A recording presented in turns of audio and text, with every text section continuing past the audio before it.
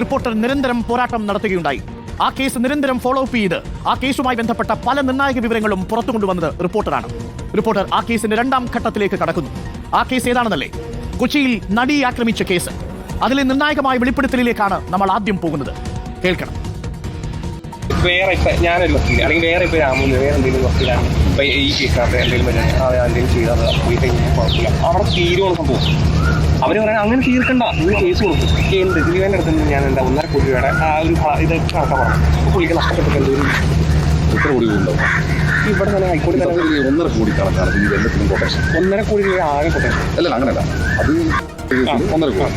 പക്ഷേ ദിലീപിന്റെ എല്ലാ കേസിലും 1.5 കോടി. അതെനിക്കറിയില്ല, അതറിയില്ല. കാരണം മറ്റേ പോലീസ് ഉദ്യോഗസ്ഥന്മാരെ കൊല്ലാൻ അതെനിക്ക് മനസ്സിലാവും. അത് ഈ 1.5 എനിക്ക് ഈ 1.5 കിട്ടുമെന്ന് പറഞ്ഞ കണക്കിൽ വന്ന് പുള്ളി മേടിക്കണ ഇതെന്ന് പറഞ്ഞു കഴിഞ്ഞാൽ ഈ 30 ദിവസം 60 ദിവസം ഈ പടത്തിന് ഇത് ചെയ്ത് കഴിഞ്ഞ് കഴിഞ്ഞാൽ ഒരു ടീമിൻ്റെ ഇത് മേടിക്കുന്ന പൈസ എന്ന് പറഞ്ഞാൽ